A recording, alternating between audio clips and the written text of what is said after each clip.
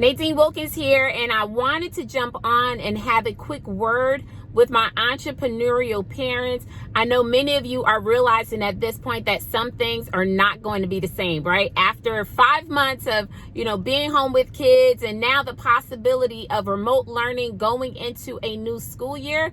And some of you are realizing at this point, you know what? It's time for me to do something different. So for those of you that are out there, maybe taking a course online, maybe learning how you can start a business online, or, at this point you're like, man, I've got to do something different. I wanted to share 3 tips with you during this season of time to keep you encouraged.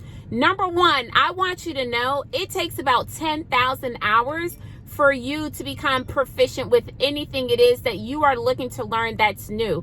So I'm here to tell you, have grace with yourself, because think about it. When was the last time you did something new or something that totally, took you outside of your comfort zone? So for those of you that are right now beginning to operate outside of your comfort zone, know that things are not going to be easy. Know that you are going to hit roadblocks along the way, but know that is also a part of the process.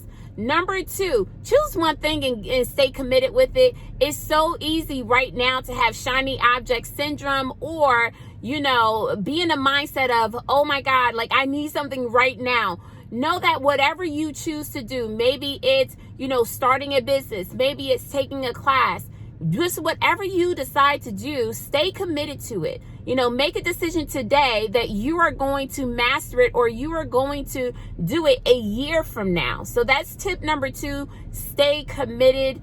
And tip number 3, I just want you to know that whenever you decide to do anything new, that things are going to come up. So I want you to, when things do come up, to approach it from a problem-solving mindset. See, if you can figure out everything on your own, then guess what? There want to be coaches, there want to be mentors out there. So if you're in a position where you're deciding to do something new, know that there is somebody out there that has already done what you're looking to do. All you have to do is find them, right?